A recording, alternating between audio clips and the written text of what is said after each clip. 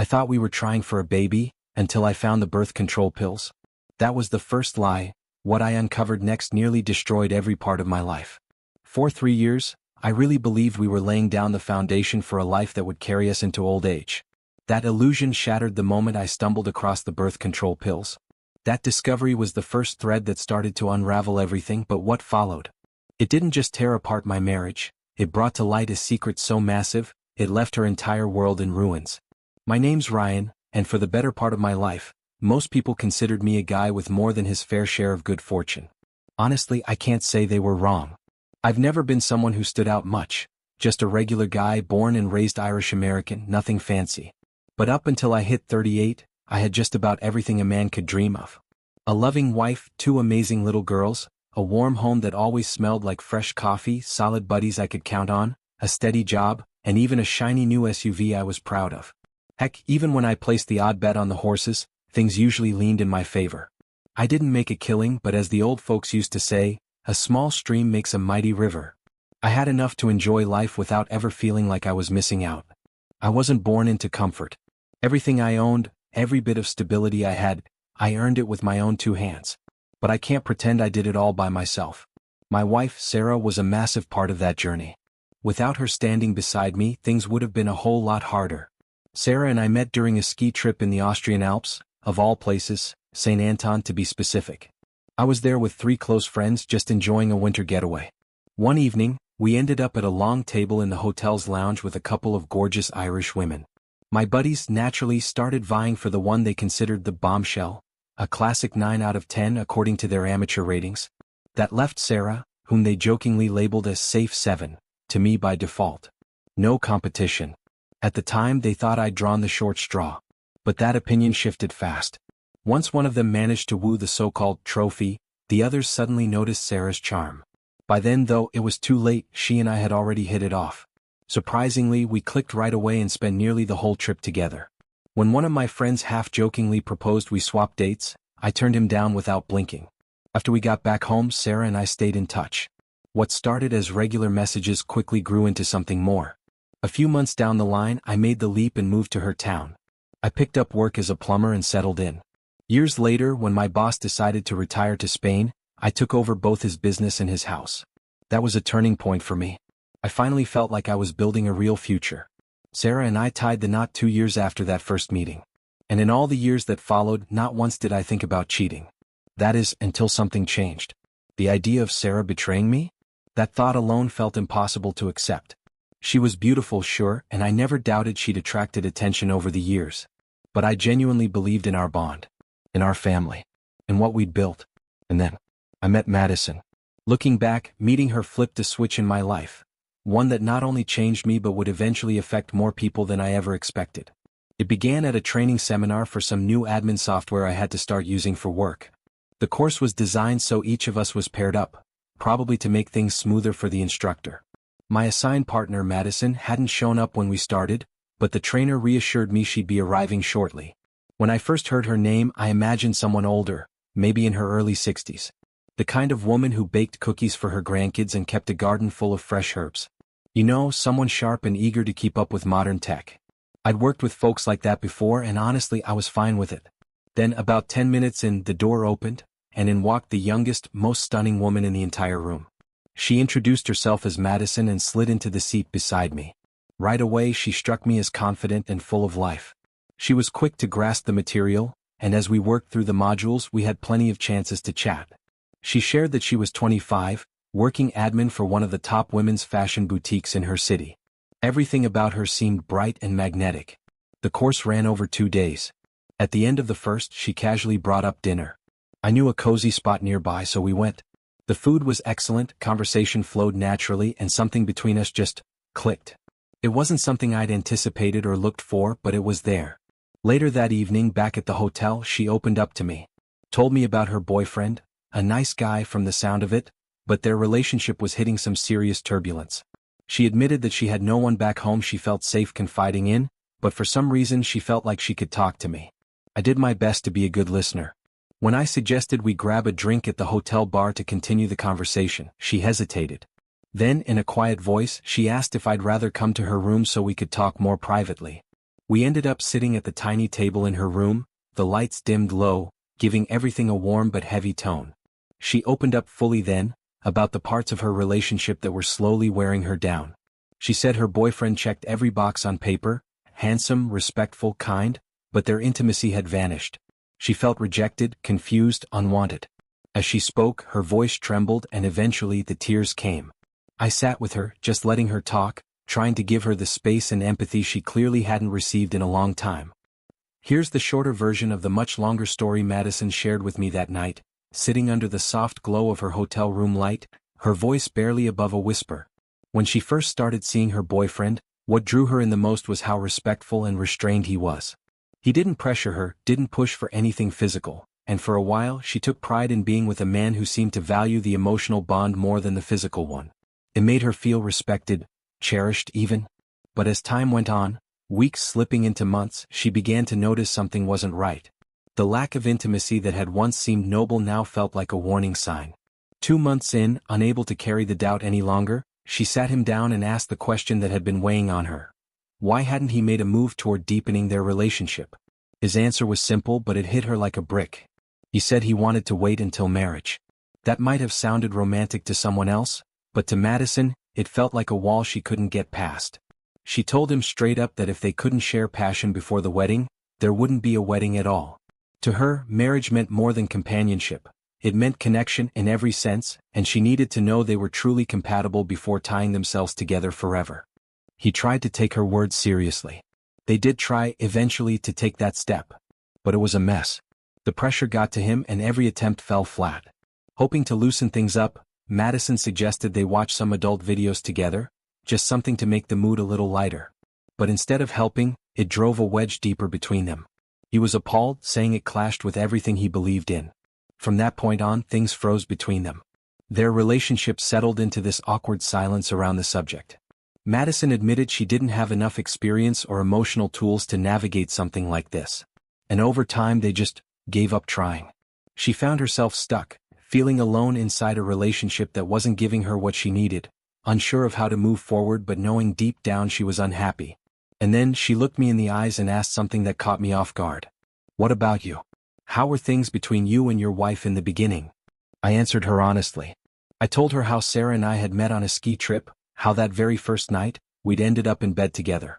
There hadn't been any second thoughts or hesitation. It had just felt right, like the most natural thing in the world. She listened closely, her expression soft, her eyes distant like she was measuring that experience against her own. I could tell it struck a chord. Maybe it reminded her of what she never had. Or maybe it confirmed what she already suspected, what she was missing. Not long after, I stood up to leave. As I stepped into the dim hallway, the door next to hers creaked open. A middle-aged woman, wrapped in a robe and suspicion, looked me up and down. Her face tightened with contempt. Then she hissed out the words like they were acid on her tongue. Shame on you. I didn't say anything. I didn't argue. I just walked away. But inside, I knew she wasn't entirely wrong. And strangely, I didn't care. The next morning, I met Madison for breakfast. Everything about it felt light, like the weight of real life hadn't caught up with us yet. No guilt, no shame, just two people enjoying the rush of something new and unexpected. We talked like old friends, like we'd known each other for years instead of a couple of days. The training course wrapped up around noon. Before we had to check out, we slipped away to my room one last time. We shared one more heated moment, fleeting, fast, but unforgettable. Then we exchanged numbers and addresses. We said we'd keep in touch as friends. And to my surprise, I didn't feel crushed by regret. I didn't spiral into guilt. I told myself it had been a choice, a moment I owned. I wasn't going to beat myself up over it. But real life didn't wait long to knock me down. When I got home, I walked straight into a firestorm. Sarah was in the kitchen, her face a mask of rage, hands shaking, voice sharp enough to cut steel. I hadn't even set my bags down before she let me have it. Take your suitcase and go, to hell or anywhere else. But you're not staying here, Ryan. She didn't have to explain. I already knew the why. How could you do this to me? To our girls? She shouted, her voice cracking like thunder. I never imagined you'd be the kind of man to throw away everything we built, for some cheap thrill. Word had spread. People had talked. Somehow, what happened in that hotel had made its way back to her. I tried to speak, tried to calm her down, but she was beyond words. Each sentence from me just seemed to pour more fuel on the fire. Deep down, I prayed she hadn't tracked down Madison's boyfriend and added him to this wreckage. With no other option, I packed up and left. I ended up at her parents' house. Just for a while, I told myself. I still went to work every day. Still called the girls. But I never once asked what Sarah had told them. I couldn't bear to pull them into this any more than they already were. All I knew was what they'd been told, that sometimes parents need a little space. That Daddy would be back soon. It wasn't much, but it gave me hope. At least she wasn't turning them against me. Madison and I stayed in touch, though carefully. When I told her that, by next week, we both might be out of our relationships for good, something shifted in her voice. There was relief in it. But something else too, something I couldn't quite name. "Let's just hope Sarah doesn't do anything stupid," she said gently. For the first time since this all began, I wasn't sure who she meant that for, me or herself. I asked her, "And if that happens, what do you see happening next?" She let out a light laugh. "I guess I'll look for Mr. Right and finally settle down." That answer caught me off guard. "Married?" I asked, eyebrows raised. "Whoever he is, he's going to be the luckiest guy on the planet." She smiled with a teasing shake of her head. "He doesn't know it yet." I chuckled, but before I could say anything else, she added quietly. "Look, I haven't stopped thinking about you. But I need time. If this thing between us is going to be real, I want to date you first. For real. No pressure. No drama. Just time to figure it out." Then Madison hit me with something I didn't expect. "What if we started fresh?" she said, her tone soft but clear. "My company's annual party is tonight. It's kind of a big deal, and I already added your name to the guest list. It's usually for employees and their spouses, but if you don't mind, I'd really like you to come as my date." I paused. The part of me that still believed in making things right with Sarah, the part clinging to the life we had, told me this wasn't a good idea. But another part, one I hadn't been ready to face yet, felt pulled toward Madison. That part wanted something new, something honest, or at least different. "I'm going to do everything I can to save my marriage," I said at last. Madison nodded. "That's good," she said with a kind of quiet understanding. "Even if you two can just talk without yelling, that's progress." "I'll try," I told her, meaning it, though I was already questioning whether Sarah would even let me get a word in. She smiled faintly. "Then I'm looking forward to tonight," she added, "as long as you're okay with my terms." But that night took a sharp left turn. I was supposed to pick Sarah up at her friend Natalie's place, her best friend for years. I was cutting it close, barely on time, when I pulled up to the curb and saw her walking out of the house. She wasn't alone. She stepped out giggling, surrounded by another woman and two guys I didn't recognize. And before I could open my mouth, she slid right into the back seat of my car, planted herself between the two men, all smiles like nothing was wrong. Then one of the guys, real casual, threw an arm around her. His hand just rested there behind her neck like he belonged there. They whispered and laughed like I wasn't even in the front seat. Like I was the one intruding on their fun. I gripped the wheel so tight my knuckles went white.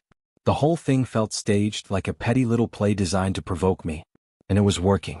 To make things worse, the guy in the passenger seat lit a cigarette. "This is a no-smoking ride," I said, firm but controlled. He just smirked and took another drag, blowing the smoke out slowly, defiance written all over his face. The others burst into laughter, Sarah included.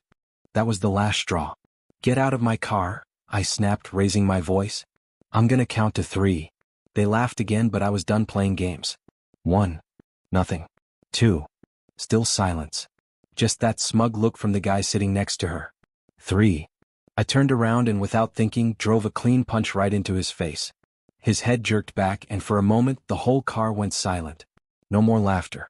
No more smug looks. Just stunned silence. I reached out to grab him again, grabbing at his hair, but he twisted away, clearly not wanting another hit. I let go. What was the point?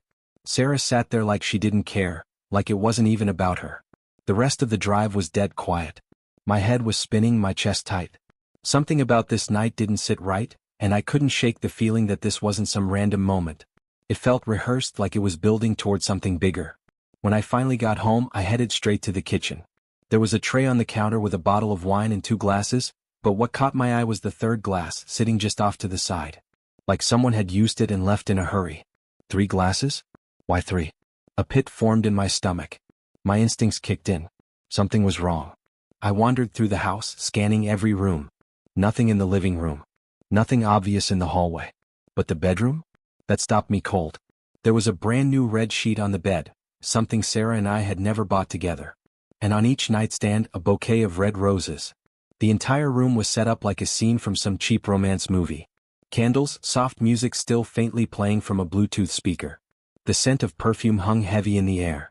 It was all laid out perfectly. For someone. And I was pretty sure that someone wasn't me. Could it have been the same guy from the car? Was she planning on bringing him back here? Everything in my gut screamed yes. It all fit too neatly. But I still needed to be sure. Sarah had mentioned earlier that she and Natalie were attending some union party in town. But after everything I'd seen tonight, that story felt thin. Too thin. I knew what I was about to do wasn't right, but I had to know the truth. I went through her drawers quietly, methodically. Clothes, papers, makeup, nothing. Then I checked the closet. In the very back, tucked behind a pile of scarves, I found a small envelope. I opened it. Photos. My heart started pounding as I flipped through them, and by the time I reached the third one, I felt sick. The first image was Sarah in a dimly lit bar, standing next to a completely naked male stripper. No other patrons around. This was after hours. The guy was sitting on a stool, fully exposed, and there she was, wearing nothing but a bra and panties, laughing, measuring his private parts with a stack of coins. Crown coins to be exact. Like it was some kind of twisted party game. I could barely keep looking. My hands started to shake. The next photo showed Natalie, topless, wearing nothing but panties, laughing with Sarah like they were just two teenagers on spring break. Not grown women, mothers, wives. The final two shots were inside a hotel room. There was no need for guessing anymore. It was all right there. No room for denial. Suspicions were one thing. But seeing the truth staring back at me from those glossy prints?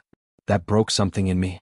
I put the photos down, my breathing slow and heavy, and just stood there in silence. There was no more wondering. Now I knew. There was no coming back from this. No salvaging what Sarah and I once had. I quietly slipped the photos back into the envelope and returned it to the same hiding spot in the closet. As much as I wanted answers, I wasn't ready to confront her yet, not without a clear head and a plan in place. But one thing was suddenly brutally obvious. The life I thought I had? It was gone. Oddly enough, I found myself feeling strangely grateful for that software course. As messed up as it all seemed, if I hadn't gone, I might never have found out who Sarah really was. That week had pulled the curtain back. It had shown me that the woman I thought I'd married wasn't the same person sharing my bed.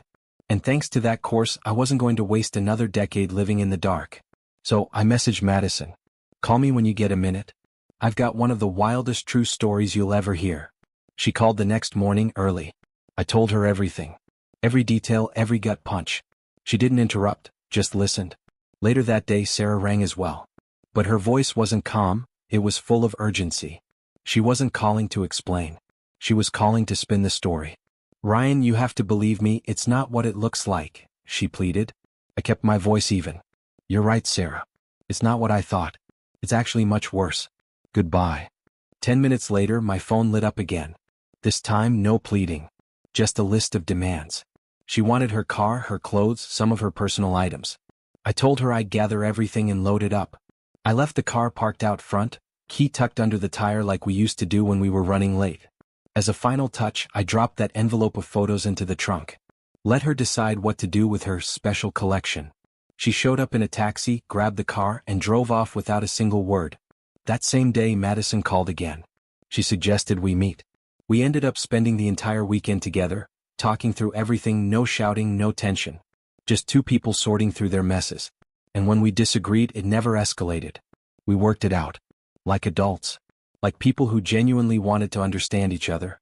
By the time I returned to the house, I felt like I'd dropped 10 years of dead weight. Sarah had clearly been back while I was gone. A few more of her things were missing, and on the kitchen table sat a note. Dear Ryan, I love you, but... I didn't read the rest. Didn't need to. Whatever came after that, but didn't matter. Not anymore. The decisions had already been made. There was no apology that could reverse what had happened. Only paperwork and logistics left now. The final meeting. That following Tuesday, Sarah and I agreed to meet one last time, neutral ground, a quiet little restaurant neither of us had ever been to before. We both showed up on time. No yelling. No drama. We were seated in a booth tucked away in the corner. I suggested we enjoy the meal first before getting into the heavy stuff. She agreed. As we ate, I watched her. She looked unchanged. Still beautiful. Still composed. And for a moment I caught myself wondering, if I had never met Madison, if I had never found those pictures, Would I still be here trying to save this? Probably. But knowing what I knew now, I understood that there are some breaks you don't come back from. After the last bite, she leaned in a little and said, I was actually trying to surprise you that night, Ryan. The red sheets, the roses, the champagne, the whole setup was meant for you. I just wanted to bring some spark back, remind you what we had. That's the truth. I leaned back slowly and met her eyes. Then why were there 3 champagne glasses? She blinked, clearly caught off guard but recovered quickly. One of them was cracked. That's all. It was a quick answer. Too quick. It could have been true. But my gut had learned to tell the difference. And something about the way she said it didn't sit right. Sarah, I said, keeping my voice even, I wish I could believe you. But there are just too many holes in what you're telling me. It doesn't add up. Not anymore. She stiffened. The cracks in her confidence were finally showing. She knew this was it. The end of the line. So I laid it out plainly. Look, I'll admit I messed up. I let my guard down with Madison and I crossed the line. I don't pretend that was right. But I don't regret it. Because without that, I might have spent another 10 years blind to what you were doing. The drugs. The lying. The sneaking around. The games. You made a fool out of me while I was out there working to hold this life together. She opened her mouth like she was going to respond. But nothing came out. I loved you, Sarah. I really did, I added quietly. I loved you right up until that night at the union party. That was the night I finally saw you clearly. And I realized, you were never really mine. She lowered her head, her fingers tightening around the edge of her napkin. And that was that. I didn't feel bitter. I didn't feel like yelling. I just felt done. The aftermath. When I left the restaurant, I sat in my truck for a long while. No music, no movement. Just letting it all sink in. I knew walking into that meeting that it wouldn't fix anything. But I needed it. I needed to see it through. Now it was over. For good. There was no turning back. After resting for a bit, just an hour of silence to clear my head, I picked up the phone and called Madison. She had just gone through a breakup herself, and she understood what that emotional wreckage felt like. We talked for hours, drifting between the sorrow of everything we'd both lost and the quiet flickers of hope that maybe, just maybe, something better was ahead. The next morning, though, I woke up with a different feeling in my chest. Some things deserve consequences. I pulled up those scandalous photos of Natalie, the same ones I'd found hidden in Grace's closet, and printed copies. I placed them neatly into an envelope along with a short, pointed letter. Dear, name? I didn't appreciate the way you and your wife tried to humiliate me at the union party. Now it's my turn. Enjoy the pictures. Ryan. The final blow. A few days later, I ran into Grace again. But something about her had changed. The right side of her face was bruised, ugly, purple, and fresh. She looked at me and I looked back. For a long moment, neither of us said a word. Then I broke the silence. My voice was calm but filled with something deeper. I know what happened. She studied my face, eyes narrowing slightly. It was you, wasn't it? I didn't flinch. Yeah. And you know what? I feel fine about it. I didn't lie. I didn't cheat. I just told the truth. I hadn't sent the photos anonymously. I signed my name clear at the bottom of the letter so Natalie's husband would know exactly where they came from. I wasn't hiding behind anything. It wasn't revenge anymore. It was clarity. And I had nothing left to lose. Despite it all, Grace and I managed to agree on custody. To my relief, she agreed to give up drugs for good if it meant keeping shared custody of our daughters. We didn't go to war in court. There was no dragging it out. We settled things fairly. And for that, I was thankful. The full truth. But just when I thought I'd heard every bit of betrayal possible, Grace dropped one more confession. She told me the first time she cheated was early in our marriage. It started with a night out with Natalie. Just a casual bar night, nothing unusual. But after a few too many drinks, things took a turn. Natalie had her eye on the bartender and convinced Grace to stay late. When Natalie disappeared upstairs with him, Grace stuck around, ended up alone with the bar owner. And that's when she crossed the line. She told me she felt guilt right away. Said it ate her up inside. But the guilt didn't stop her from going back. The next time Natalie planned a trip to the same spot, Grace went without hesitation. This time, knowing exactly what she was walking into. I asked her, was it the same guy? She nodded slowly. Yeah. He had curly yellow hair. You wouldn't forget him. It was surreal hearing her admit it now after all these years. But oddly, it didn't hurt the way it once would have. I had already done the grieving. I was past the betrayal. All I felt now was closure. Moving forward. Eventually, Grace moved into a 4-bedroom apartment nearby. She was granted custody of our daughters, but she never tried to push me out of their lives. If anything, she encouraged them to spend weekends with me in Madison. And to my surprise, Madison and the girls hit it off beautifully. After a family trip to Euro Disney, something shifted. They bonded, laughing, joking, sharing little inside stories. It was more than I could have hoped for. One evening, my youngest daughter said something that floored me. Mom said she wants us to be really good friends with Madison. That one line meant the world to me. It wasn't just about moving on. It was about healing, finally. A new beginning. Madison and I started building something real. Something honest. We both carried scars and we didn't pretend otherwise. But we shared everything openly, no secrets, no games. Like any couple, we had our fantasies, sure. But we kept them where they belonged, in the realm of imagination. We had learned how far fantasies can take you from reality. Madison meant everything to me. And she never let me forget how much I meant to her. One night, as we sat under the stars in our backyard, she took my hand and said softly, "You are the love of my life, Ryan. You always will be." And I believed her. Because this time, there were no lies left to unravel. Lessons in trust. I had once believed that trust was the cornerstone of every relationship. But life has a funny way of teaching you that trust only means something when it's earned and protected. I carried that belief into my second marriage, and this time I wasn't the only one carrying the weight. But even after everything, there were still parts of my past that haunted me. You see, Grace and I had been trying for years to have another child. 3 years of trying with no results. She always blamed our mismatched work schedules. Said it was just bad timing. She worked 4 days a week, long 13-hour shifts, constantly rotating between days and nights. She swore that eventually it would all sync up. But after 3 years of hearing maybe next month, I pushed for answers. That spring we both agreed to get tested. Every scan, every result came back normal. No medical explanation for the struggle. At first I thought that would bring relief. But it didn't. It only raised more questions. The first clue. It started with something so small I almost overlooked it. One evening I walked into the bathroom and noticed a familiar silver packet sitting by the sink. Birth control pills? At first I figured it was an old pack she hadn't tossed yet. But something made me take a closer look. The pills lined up perfectly with the current week's dates. My heart sank. Why would Grace be taking these if we were trying to have a baby? A knot twisted in my stomach. Something didn't add up. Later that night she came home from another long shift. She looked tired, bone-deep tired. I watched her undress in the bedroom like I always did. She peeled off her scrubs, dropped her clothes in a heap, and moved around like I wasn't even there. There was something different. Without really thinking, I reached down and picked up her underwear. Still damp. I quickly tucked them back under her robe and climbed into bed, pretending to sleep.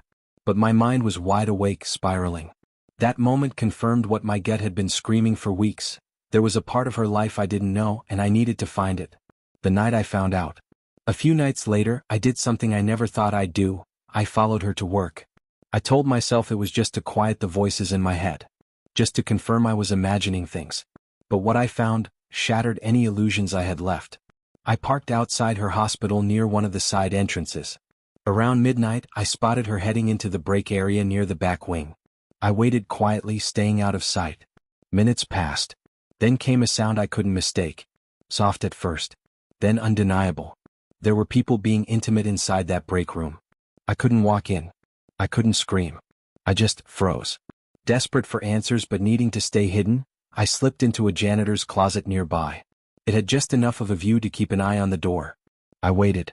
20 excruciating minutes later, the door opened. Grace stepped out, adjusting her scrubs. She didn't glance around. Just walked off toward the parking lot like it was just another break in her shift. Then the door opened again. A man followed behind her, tall, dark hair, no sign of guilt on his face. He locked the door behind him and headed off in the opposite direction, completely unaware that someone had just seen everything. The truth I couldn't ignore. I stayed hidden, my entire body trembling. All the doubts, all the rationalizations, all the stories I had told myself, they were gone. The pills. The emotional distance. The lies about timing and schedules. It had never been about us trying. Grace had never wanted to have a baby with me. She had been lying. She had been cheating. Right there, under fluorescent lights and sterile walls, she had made a fool of me. I didn't plan to confront the guy. What was the point? But fate had its own script. A few days later, I saw him near the hospital's back entrance. I walked up calmly and asked for directions, played it casual. He was polite, a little taller than me, smiled like nothing in the world could go wrong. He had no idea who I was. But I knew exactly who he was. And what he had done. The departure. That night, I stayed up late in the office, backing up all my important files. I knew I wouldn't be in that house much longer. I was already making arrangements for a new place. The moving truck was scheduled for the morning. At exactly 9:30 p.m., Grace came home just like clockwork. She said hello like she always did, like nothing had changed. She showered. She climbed into bed. She never once noticed how far I'd already checked out emotionally. I followed suit. Got into bed and pretended like I was still trying. But I was done. The next morning, Grace left early, not knowing I was planning to leave just as permanently. The movers came right on time. I had everything ready, only what I needed. The rest would be left behind, donated or trashed. I'd already arranged to put the house on the market in 2 months. Before I left, I walked through each room one last time. In the dining room, I left an envelope on the table. Inside was my wedding ring and a handwritten note. Now you're free to do as you please. I wonder, does he have a wife? A family? If he does, they'll find out soon enough. And when your hospital hears what's been happening behind those doors, I wonder what they'll say. Remember when I told you I wouldn't tolerate infidelity? Consider this your warning. More is coming. Not your husband anymore. John, ***. And with that, I walked out of the house. Left behind the memories, the betrayal, the lies. The fallout. Grace tried to salvage it. She suggested therapy. Begged me to give us another shot. But Max, my lawyer, saw right through her. She's still seeing the guy, he said flatly. What's the point? And he was right. When we went to court, the judge mentioned the option of marriage counseling. I stood tall. I'm not interested in any counseling. My wife broke her vows. She was dishonest. She was unfaithful. There's nothing left to repair. The judge didn't push. The divorce moved faster than expected. But Grace's problems had just begun. The video that changed everything. A few weeks later, someone leaked footage, hospital security camera clips showing Grace and her affair partner during one of their late-night breaks. It went viral. The scandal exploded. Her co-workers knew. Her family found out. People she had once impressed now looked at her like a stranger. Grace called me, voice sharp with fury. Why would you do this? I couldn't help but laugh. I didn't, I said. But whoever did. I owe them a drink. I reminded her of what I had once told her, that betrayal would come with consequences. Even after I filed for divorce, she had kept going like there were no stakes. You didn't just break our marriage, I told her. You helped shatter someone else's. It could have been a lot worse. She didn't argue. The aftermath. Grace eventually packed up and left town. Moved to Oklahoma City. Got a job at a small private practice. Maybe she's trying to start over. Maybe she's still lying to herself. I don't know. And I don't care. As for me, I moved on. Clean. And I never looked back.